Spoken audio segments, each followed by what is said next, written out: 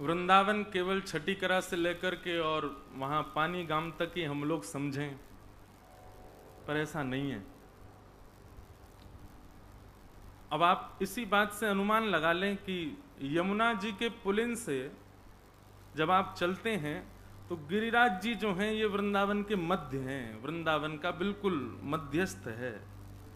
वृंदावन रूपी श्री कृष्ण के हृदय हैं श्री गिरिराज जी। गिरिराज जी के चारों ओर जो विकसित है 7-7 कोस तक, वो पूरा वृंदावन है।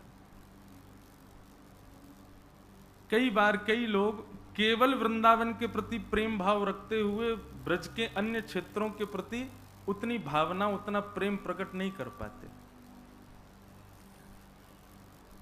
और इसी कारण से ब्रज के वास्तविक भाव का उनको अधिकार प्राप्त नहीं होता।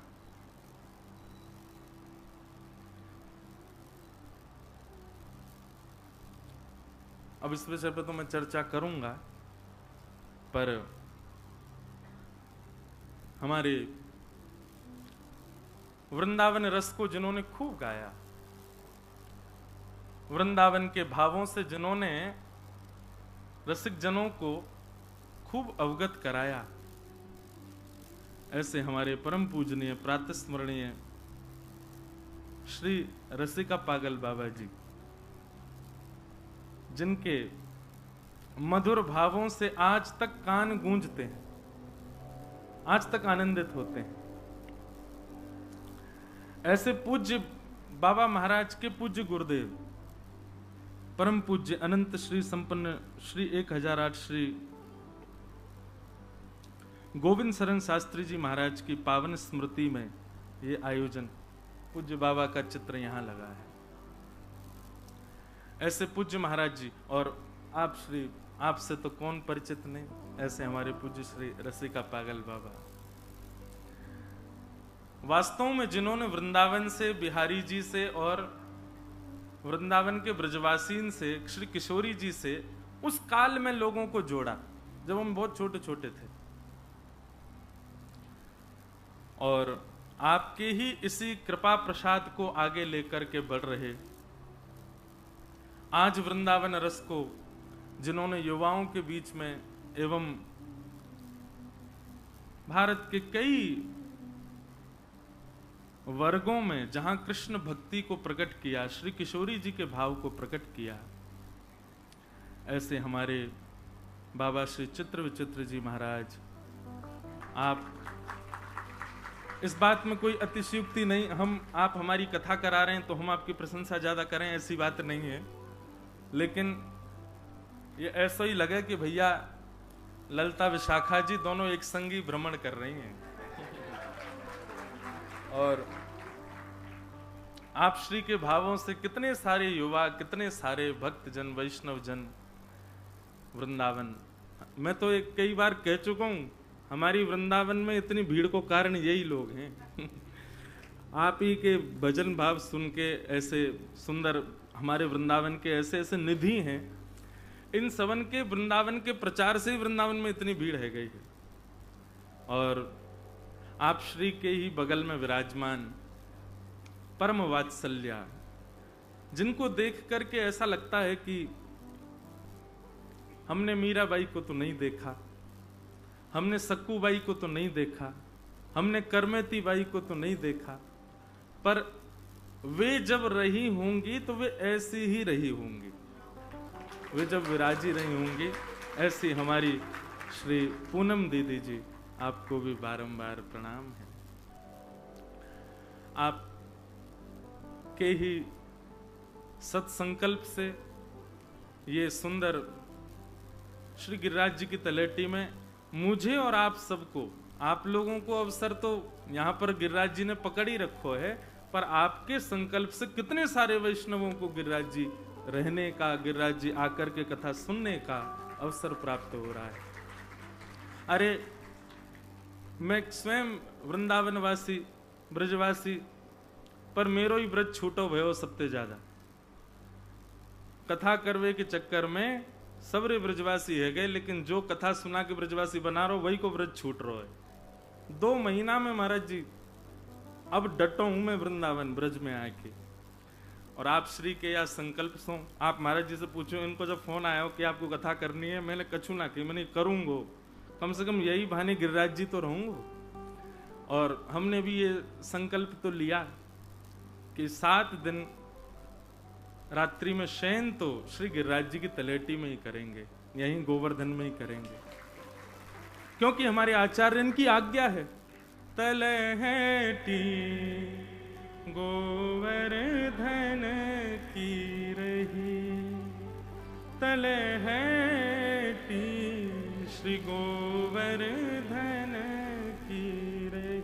एक बात कहें बंधुओं, आपकी कृष्ण भक्ति, आपकी श्री जी की भक्ति ये प्रबल हो रही है, इसके 3 प्रतीक मानिएगा, 3 इसके अनुभव कीजिएगा। सबसे पहला, यमुना जी के प्रति जल की भ्रांति ना हो करके साक्षात श्री जी की सहचरी है, ये भाव उत्पन्न हो जाए, समझ जाना श्री जी प्रसन्न है। यमुना जी के प्रति जल की भावना ना रहे, यमुना जी के प्रति श्री जी की ही सहचरी है, ये हमारी किशोरी जी की ही दासी हैं, हमारे ठाकुर जी की सहचरी हैं। यमुना जी के जल के प्रति जल की भ्रांति ना रहे, ब्रज के रज के प्रति रज की भ्रांति ना रहे। ये मिट्टी है, ये कण है, ये धूल है। जब तक आपको यमुना जी जल लग रही हैं और ब्रज के रज कण लग रहे हैं, धूल लग रहे हैं, तब तक ठाकुर जी खूब दूर हैं आपसे। और तीसरा, श्री गिरिराज जी के प्रति पर्वत की भावना नहीं, श्री गिरिराज जी के प्रति निष्ठुर पत्थर की भावना ना हो। ये 3 भावनाएं जिस दिन आपकी चैतन्य में परिवर्तित हो जाएंगी, श्री यमुना जी सहचरी स्वरूप, श्री रजरानी ठाकुर जी के ही अंग के, ये हम क्या कहते हैं पता, एक नया भाव आया महाराज जी कि हमारे श्री राधा रमन जी भी क्रीम पाउडर लगा में, काय को लगा में, बोले ब्रज की रज को लगा में।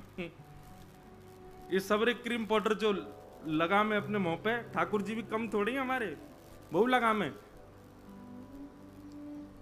यमुना जी में मिश्रित करके ब्रज रज जो है वो क्रीम बन जाए, सुबह को तिलक लगा में ठाकुर जी, केसर को तिलक लगा में ठाकुर जी। और जब गौरज उड़ उड़ करके ठाकुर जी के अंग पर लगे, तो श्रीमद् भागवत में वर्णन इतना सुंदर दर्शन है। तम गौरज छुरित कुंतल बद्ध बरह वन्य प्रसून रुचिरे क्षण चारुहासम वेणुम क्वनंत मनुगैर अनुगीत कीर्ति। ठाकुर जी को इतना सुख मिलता है जब ब्रजरज उड़ करके ठाकुर जी के अंग पर लगती है। तो सबसे पहले तो यमुना जी के प्रति आपकी जल की भावना खत्म होनी चाहिए, वो जल नहीं है। श्री किशोरी जी और ठाकुर जी दोनों जब निकुंज में लीला करते हैं तो श्रमित ठाकुर जी, श्रमित श्री जी के अंग से निकला हुआ प्रश्वेत ही श्री यमुना जी, वो सहचरी है ठाकुर जी की, उनके प्रति जल की भावना नहीं। दूसरा, रज के प्रति धूल की कण की भावना ये खत्म हो, और श्री गिरिराज जी के प्रति पर्वत की भावना, ये स्थूल एक पत्थर हैं ऐसी भावना खत्म हो। ये 3 आपकी भावनाएं जब चैतन्य हो जाएंगी, आप हमसे गारंटेड लिखवा लो, ये तीनों भावनाएं चैतन्य होते ही आपको शाम को साक्षात्कार हो जाएगा। साक्षात ठाकुर जी का दर्शन ना हो तो हमसे कहना, लगे तो हम भी हैं आपके साथ, पर ये बड़ी ऊंची भावना है। तलहेटी गोवर्धन की रही, तलहेटी गाओ गोवर्धन। गिरिराज जी की तलहटी में रहने को मतलब क्या है? नित प्रति मदन गोपाल लाल के, नित प्रति मदन गोपाल लाल के, चरण कमल चित रही, तलहटी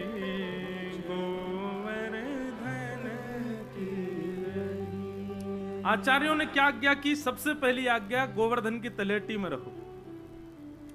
श्री गिरिराज जी एक काम करिएगा, जो लोग यहाँ 7 दिन तक का रहने का जिनका भाव बना है, हमारी कही एक बात, सबसे पहले तो गिरिराज जी को जहां ऐसी कोई गिरिराज जी को स्वरूप दिखे, जाकू आप अपने अंक में भर सको, साक्षात ठाकुर जी को रूप मान करके वाकू हृदय से लगा लिए।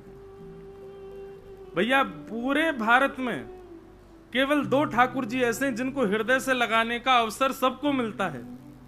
एक तो महाराष्ट्र में श्री पंडरीनाथ, श्री विठल भगवान, सबको गले लगाने का अवसर मिलता है, और दूसरे हमारे श्री गोवर्धन नाथ।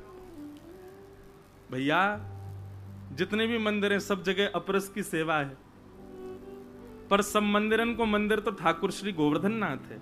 जो लोग शिकायत कर रहे हैं कि हमको बिहारी जी दर्शन ना भय, मैं तो भैया एक और आपको युक्ति बताऊं, जन्माष्टमी पे इतनी भीड़ होवे मंदिरन में जाना पावे, अक्षय तृतीया पे इतनी भीड़ होवे मंदिरन में प्रवेश ना कर पावे, ऐसे ऐसे उत्सवन पे इतनी भीड़ वृंदावन में होवे, वास्तव में कहा करो गाड़ी उठाओ सीधे गोवर्धन आ जाओ, और यहाँ श्री गिरिराज जी को ही श्रृंगार करो और श्रृंगार करके भोग पधराओ, उन्हीं को अपने हृदय से लगा लो।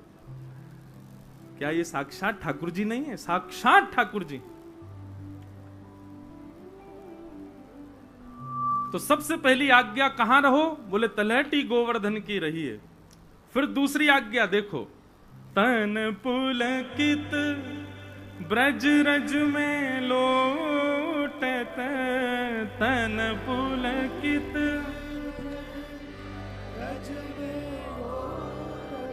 जो नाय गावेगो वाको अगले जन्म में ब्याह ना होएगो, या हमारे गाओ तन पुलकित ब्रज रज में लोटत, तन पुलकित ब्रज में लोटत। देखो महाराज जी ब्याह को भय, समन को ब्याह कर लो, यही हमारे गा रहे।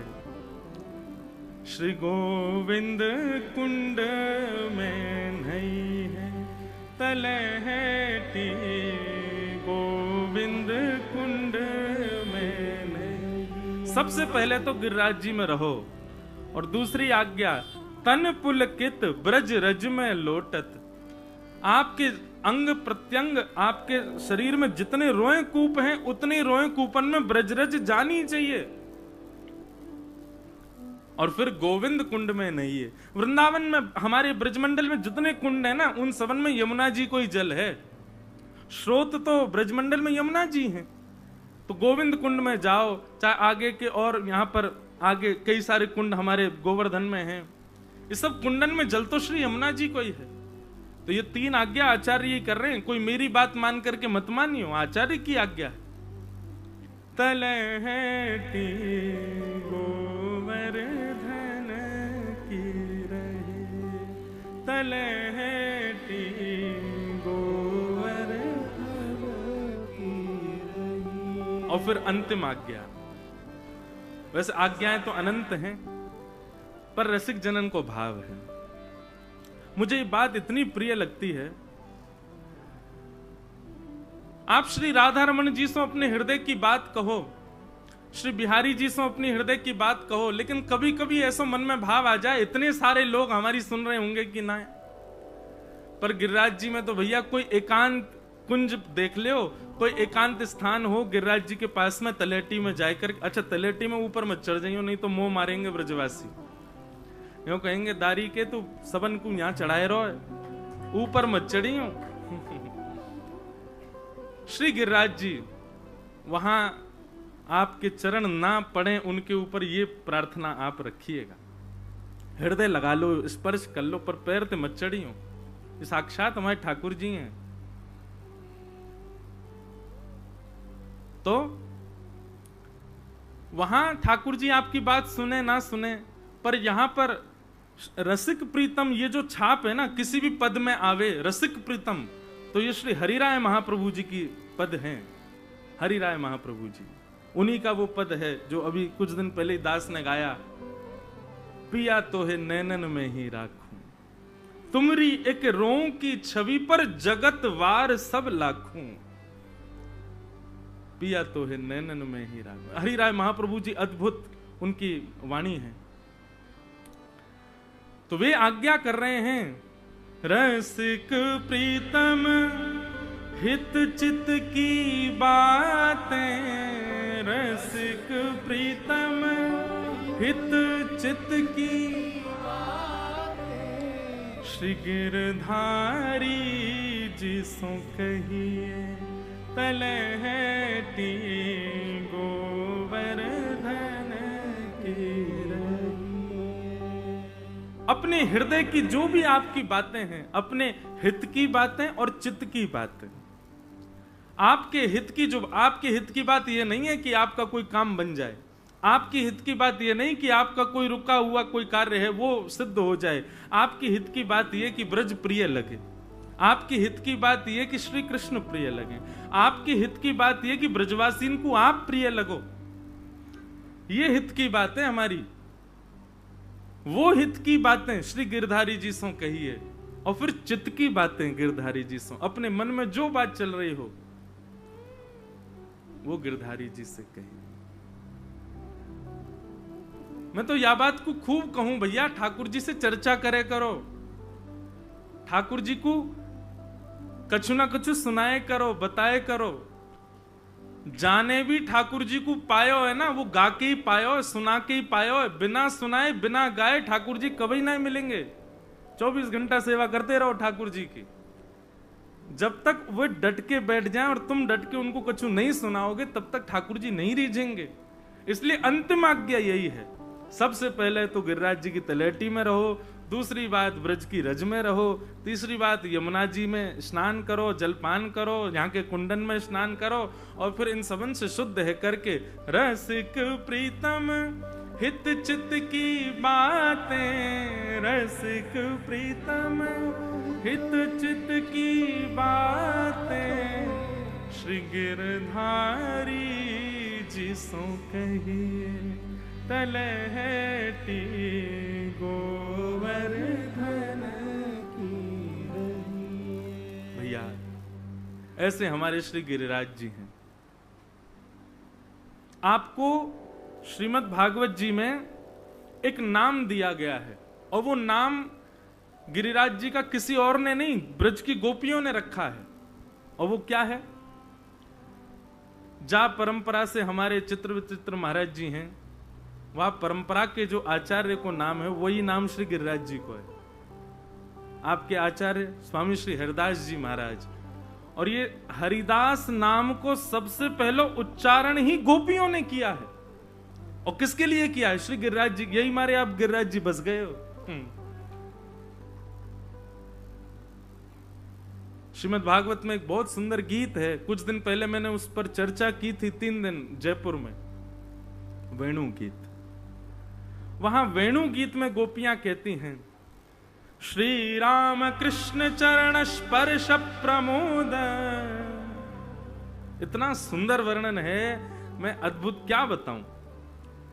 गोपियां कहती हैं, अरे अरे देखो तो, ये राम यानी कि श्री बलराम जी, ये राम और कृष्ण दोनों भ्रमण करते करते, जैसे ही वंशी का नाद करते करते, कुंज निकुंजों में भ्रमण करते करते जैसे ही गिरिराज जी पहुंचे हैं, तो गिरिराज जी पहुंचते ही जैसे ही तलहटी में अपने चरण का स्पर्श कराया, चरण स्पर्श कराते ही गिरिराज जी इतने प्रमोद में भर गए, इतने आनंद में भर गए, तो जिस प्रकार अत्यंत सुखद स्पर्श से रोंगटे खड़े हो जाते हैं, ऐसे ही श्री राम कृष्ण के चरण के स्पर्श से श्री गिरिराज जी के रोए खड़े है गए। तो गिरिराज जी में दिखने वाले जितनी भी वृक्ष वल्लरियां हैं, ये कोई सामान्य वृक्ष नहीं है, श्री ठाकुर जी के चरण स्पर्श से प्रकट हुए गिरिराज जी के रोए हैं, ये जो हमको दिखाई दे रहे हैं। और तब गोपियां इनको नामकरण करती हैं गिरिराज जी का। बोले क्या है इनका नाम? बोले श्री हरिदास वर्य, हरिदास वर्य। पहले तो हरिदास कहा, तब दूसरी गोपी बोली हरिदास तो सब हैं, ये कौन है? बोले हरिदास वर्य। हरिदास वर्य के 2 अर्थ होते हैं।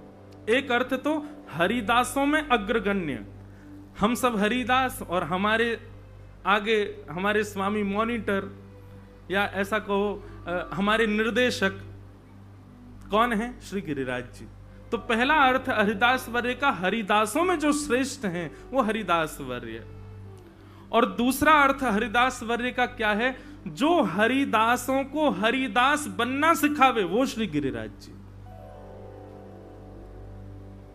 मैंने कितनी कथाओं में निवेदन किया, और आज तो मैं खुल के निवेदन करूं, अब 7 दिन तक वो निवेदन ही करना है। भैया, यदि वास्तव में जीवन में हरिदासत्व चाहते हो तो सबसे पहले गिरिराज जी की शरण ग्रहण करो। श्री गिरिराज जी की कृपा के बिना आप श्री ठाकुर जी और श्री जी के दास नहीं बन पाओगे। क्यों? मान रहित करते हैं श्री गिरिराज जी। कोई कितना बड़ा व्यक्ति आ जाए, गिरिराज जी की परिक्रमा लगाओ, चाहे लेट के लगाओ, चाहे चल के लगाओ, कैसे भी लगाओ, गिरिराज जी की परिक्रमा पूर्ण होते होते उसका मान नष्ट हो जाएगा। और मान नष्ट होने का प्रमाण क्या है? वो रोने लगेगा, हे गिरिराज बाबा जल्दी पूरी कराओ, अब कितनी और रह गई है, लेक और रहेगी, बस बस। और मैं तो बहुत बड़ो आनंद ले चुका हूं यहाँ पे। 6 महीना में दंडवती पूरी करी मैंने।